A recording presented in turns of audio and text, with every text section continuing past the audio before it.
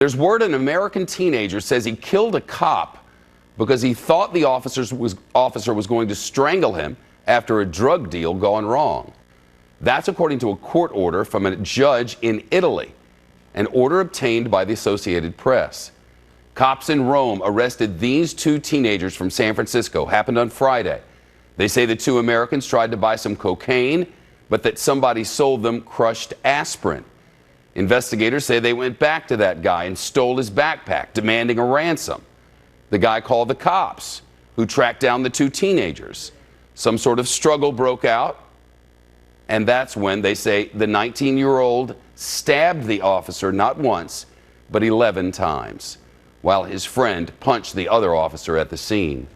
Of note here, the laws are quite different in Italy than they are in the United States. For example, police can hold somebody without officially charging that somebody for a year. Also, anybody involved in a murder can be charged with murder, meaning you don't have to have the murder weapon. You don't have to have committed it. If you were there and you were involved, you can be charged. So they could both face life behind bars in an Italian prison. Let's turn to Brian Claypool now. He's a criminal defense attorney and trial attorney. He's been involved in many homicide investigations during his career and says he studied Italian law extensively during the Amanda Knox trial. So where does this go? Can they be held for a year with nothing? Yeah, Shep, my legal tip of the day is don't go to Italy and run afoul of the law.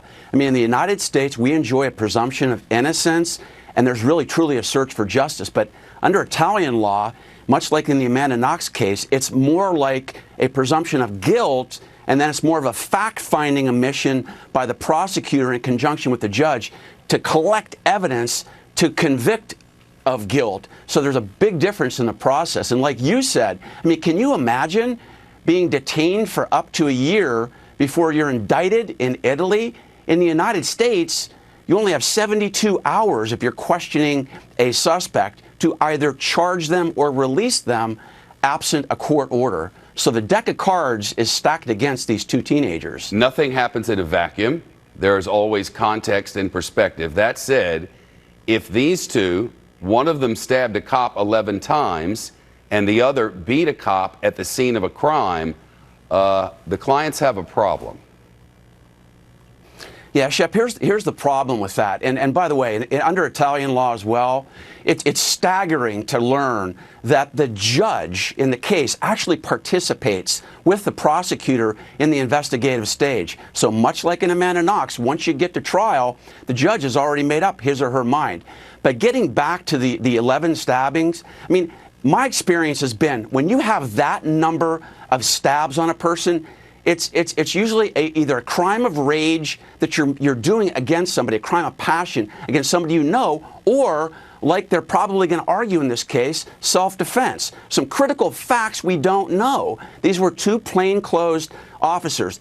Did they identify themselves clearly to the two teenagers that I am, in fact, a police officer? If they didn't, then all of a sudden a teenager is getting strangled, then it's not unreasonable for those teenagers to then defend themselves.